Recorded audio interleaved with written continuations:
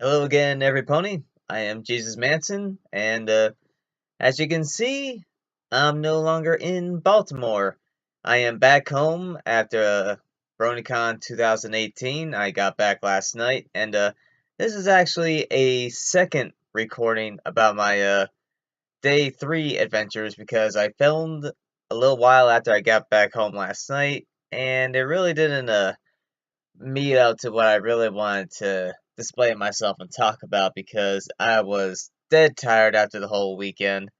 It was a straight shot 6 hour drive home, and I was just kind of out of it more so than usual when recording. So this is a second attempt at talking about BronyCon 2018, the third day of the convention, and just all the fun that I had all together. But before I go into day 3, there's one small thing that I talked about during the day 2 video, and that was I picked up something at a Lightning Bliss's booth.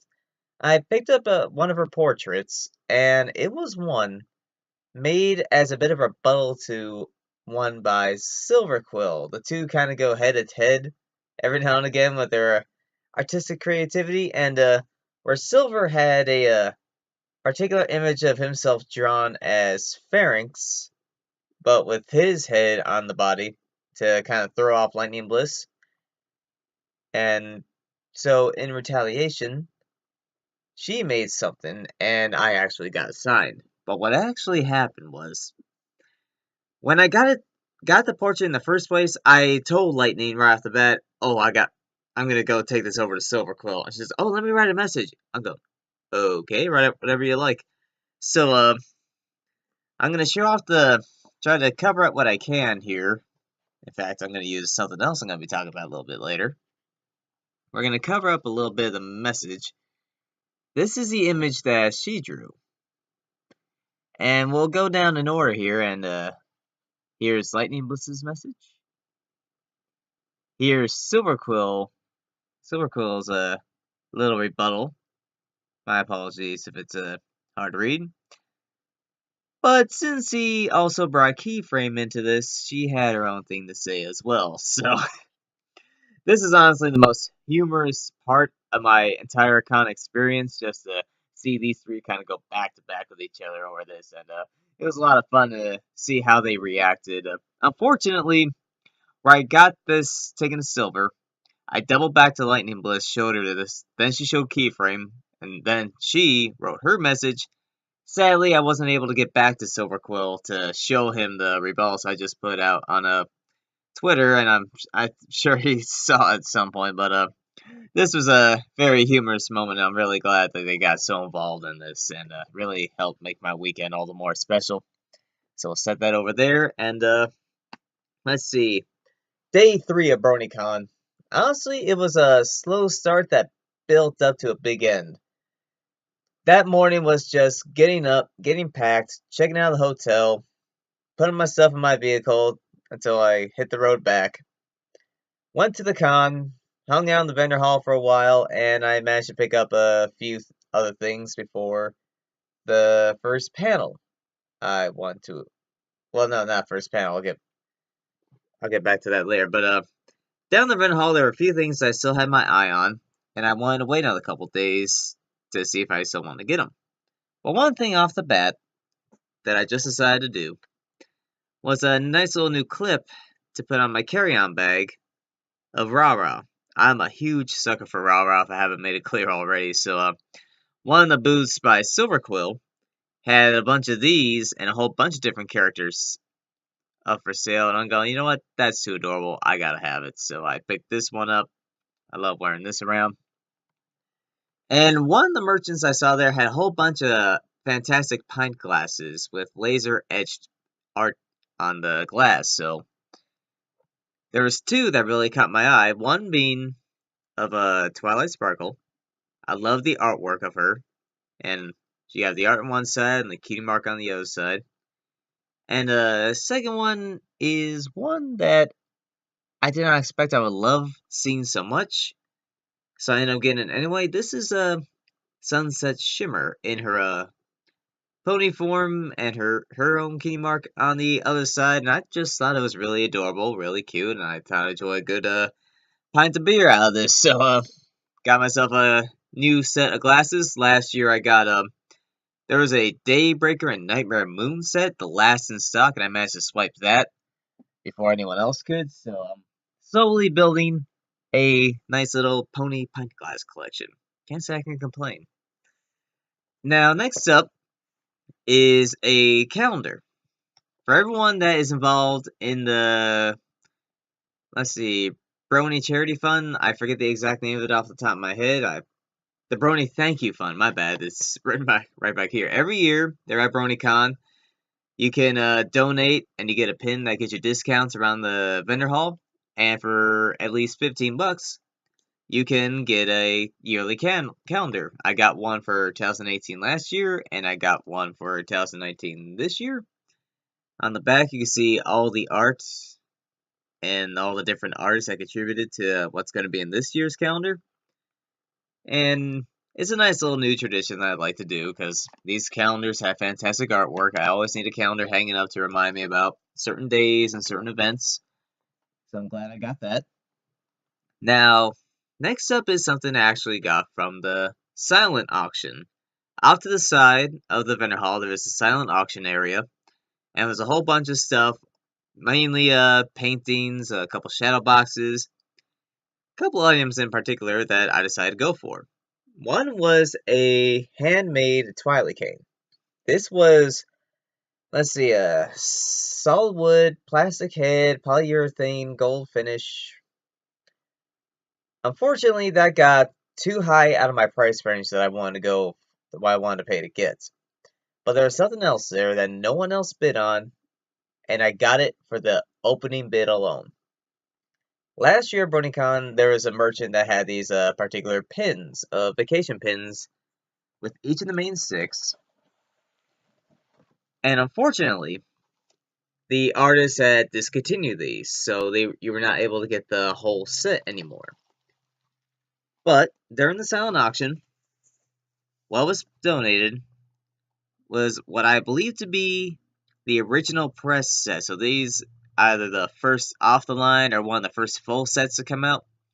And you have each of the main six with various cities that represent mainly cities across America that has hosted pony conventions over the years, with that little MLP twist, such as Baltimore, Manhattan, and Seattle, so on and so forth. So I got the Baltimore pin at last year's BronyCon, but I had an idea for that pin, and when I saw this, I decided, you know what, I'm going to go out and I'm going to see if I can get this, and son of a gun, I got it. So this is a nice, excellent new collection to all my pony stuff. I'm going to try to get this framed kind of nicely in a shadow box kind of form. My family actually has jewelry that is displayed around our house, left over from my father's mother, I believe it is. She left her jewelry to the family, so we decided to keep it, put it on display, and we have that around the house. So I'm going to try doing something like that with this. I'm going to try to see if I can keep the frame, but put a better cover around it so I can put it up on display on my wall. That is assuming if I don't have too many more vinyl records I still need to hang up, because my vinyl record collection is still growing. Every time there's a special vinyl I want to get, or there's a vinyl of a album that means the world to me, I always go out and get it. And I'm looking around, and I'm starting to find a little less space to hang stuff. So we're gonna wrap this up and put it away real quick. And while I do, I'll talk about what continued on with day 3. And around 11, my group, my community group, Cuyahoga Falls, wanted to do a meetup at some point outside of the bar trot from Thursday night. So after multiple attempts to get people together to have lunch or dinner, I just decided, okay, last chance, let's meet at this restaurant, the Kona Grill, get some sushi, hang out for a bit before we all gotta go do our own thing to end the con. So 4 of us met up at the Kona, had a fantastic time, got some good rolls of sushi, and after that we went back to our own ways. There was a charity auction. My one friend was going to be going out on and saved up a bunch of money to get a couple things. And from what I understand, he did get what he wanted. So kudos to you, Gurf. Glad to hear. But for myself, there was the last Lena Hall panel at 1 o'clock. And a couple of my friends decided to join me for that. So we all went all the way up to the Hall of the Sun, watched that. It was just a very fun panel, watching Lena answer all these questions of all different kind of basically questions of all different parts of herself, from working on My Little Pony, from working on Broadway, being an actor, being a musician, just everything that she does. And she shared a lot of great stories. A couple that I already heard before at the panel hosted by Dusty Cat on Saturday, but it was still fun just to watch her laugh, have fun, and enjoy interacting with the fans so much. And at 2:15, she had an autograph signing, and once that was done, she had to hit the road back home. Unfortunately, I went with the plan of attend the panel, then go straight to autographs.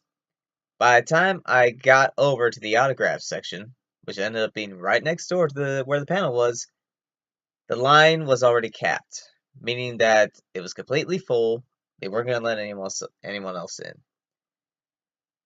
This was probably the lowest point of me for the weekend. One, because I really wanted to meet Lena and thank her for not only her role on MLP, but how she enjoys and performs and loves music as in a similar way as I do. And I truly appreciate all these different covers that she's been putting out, all these different projects that she's been doing. So it kind of bummed me out that I wasn't able to say that to her and selfishly get a couple autographs, maybe a picture. And selflessly, I actually had a couple gifts. The Baltimore pin that I showed a couple minutes ago, the one that I got last year, I still hung on to. Never wore it, never really got used. I wanted to give that to her as a gift. And as a little memento from her first BronyCon experience.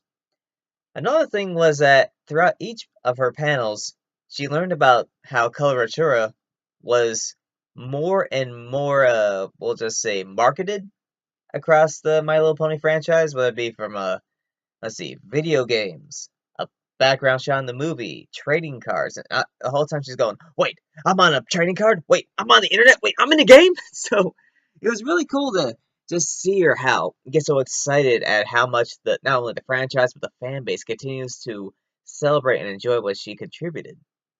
So I decided that, along with taking her live at the Carlisle CD and her Deafening CD to get signed, I found these at the vendor hall.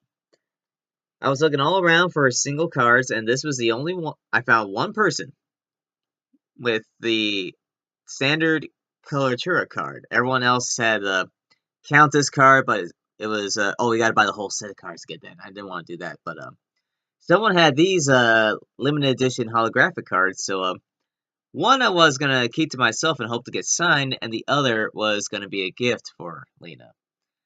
I'm kind of well, I don't want to say kind of. I'm just disappointed that didn't have that opportunity to talk to her and give these to her myself. But who knows? Maybe I'll have another opportunity some point in the future. And when that opportunity comes up, I'll look forward to that. The rest of the afternoon was really quiet. I just went down the vendor hall one more time. I ended up missing the charity auction for the first time, so I got kind of bummed. But I did hear that BronyCon broke the $1 million record for charity auctions. I think that's across the entire fandom's history. So congratulations to BronyCon to help make that accomplishment. I know GalaCon was going on at the same time over in Germany. So kudos to them as well for participating in that and working together to break the $1 million mark. And for basically the next hour or so, waited in line and went to sit down for closing ceremonies. It was a little disorganized as they were trying to get people in, and there were so many people down there that they didn't get everyone in by the time they had to get things started. But we saw a lot of familiar faces, a lot of the community guests came up, a lot of the show staff came up to say their goodbyes and thank yous.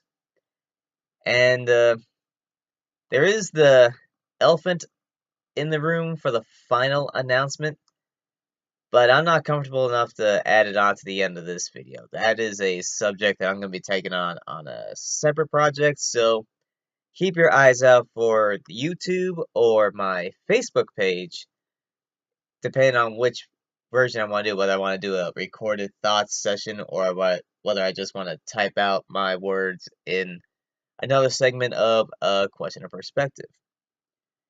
But all said and done, closing ceremonies ended.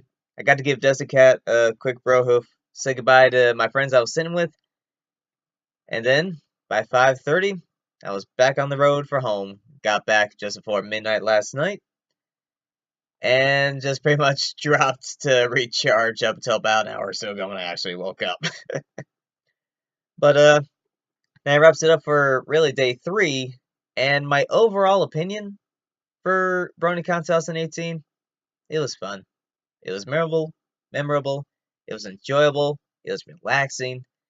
It was just really the standard BronyCon experience for me. This was my 4th consecutive year going to BronyCon, my 4th pony convention overall.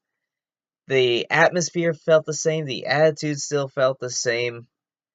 The openness, the fun, the spontaneousness, it was just so much excitement going on all at once. And every now and again, I had to choose whether I want to do one thing or another.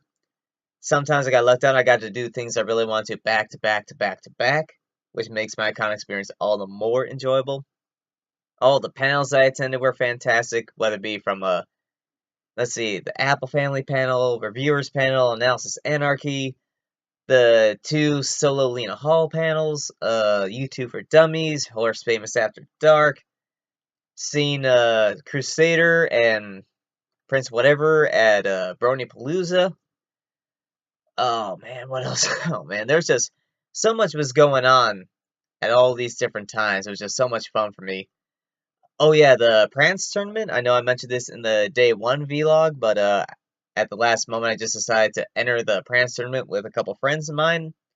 Little did I know that I'd walk out as a winner, and that was a nice additional bonus to the overall experience. But yeah, this BronyCon trip was one that I was very much looking forward to, and more importantly, very much needed. The last year since BronyCon 2017 has been very busy, very hectic, and and many times stressful in my own life outside of YouTube and Facebook and Ponies and Metal. So, again, managing to have a few days to get out of town, relax, enjoy myself, get some fantastic seafood. It was a wonderful, wonderful time. And I'm looking forward to going back next year for even a longer vacation because I am trying to plan at the moment another week-long time off like I did back in 2015 when I saw Arch Enemy, Van Halen, visit my sister, saw Slipknot, then attended BronyCon 2015. I'm trying to hope to work something out like that again for next year, but it's gonna get a lot bigger. I'm gonna say that right now. But yeah, I guess that wraps things up. BronyCon 2018 has come to a close. It was another fantastic time, and I'm really looking forward to what the future holds. So until we talk again next, I am Jesus Manson, your friend of all things MLP and heavy metal.